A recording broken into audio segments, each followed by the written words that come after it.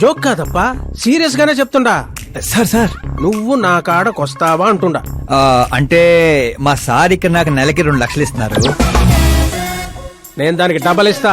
ఎప్పుడు జాయిన్ అయ్యమంటారు చెప్పండి సార్. ఇప్పుడు వచ్చినా okay. On the way sir. Bye sir. ఏంటి ఏమైంది? ఎక్సైటింగ్ ఆఫర్ ఒకటి వచ్చింది, అందుకే ఎగ్జిట్ ఇస్తున్నా. రే రే రే నన్ను ఇలా నడి రోడ్ లో వదిలేసాయంట్రా. నాకు డ్రైవింగ్ కూడా రాదు. నా కొడుకు నడి రోడ్ లో వదిలేసి వెళ్తాడా? ప్రమోషన్ వచ్చిందంట వాడికి. ప్రమోషన్ వస్తే పని ఇచ్చి నడి మోసంతో పని లేదా వాడికి? నా ఉప్పు తిన్నాడ్రా. వాడికి అసలు నీతి న్యాయం ధర్మం లాంటి పదాలు తెలియవట్రా. అలాంటివి మీరు మాట్లాడితే కామెడీగా ఉంటదన్నా.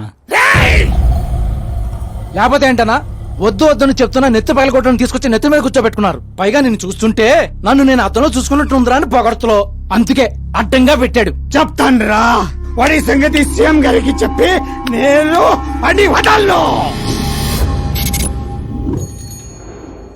హోంమంత్రి ఓఎస్డీగా కేశవరం కుర్రాడు.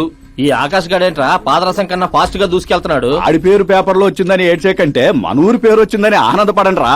ఏంటి ఆనందపడేది? ఇవాళ పేపర్ లోనే వచ్చింది. ఏదో రోజు మన ప్రాణాల మీద. Super combination. డిజైనర్ వేరు. ఓ అరే మా శాస్త్రి గారు వస్తున్నారు. ఎవడి నానోగాడు? సెలబ్రిటీ శాస్త్రి అని చాలా ఫేమస్. ఓహో. సీఎం కి మాకు ఫ్యామిలీ డాక్టర్ లాగా ఫ్యామిలీ పంతులు. పంతులా? ఆ. చూడటానికి చైనీస్ దొంగలా ఉన్నాడు. ఆ కటౌట్ అదే. నమస్కారం పంతులు గారు. నమస్కారం అండి. శీఘ్రమేవ సూపర్ స్టార్ ప్రాప్తిరస్తు. 10 ఏళ్ల నుంచి మీరు దీవిస్తూనే ఉన్నారు పంతులు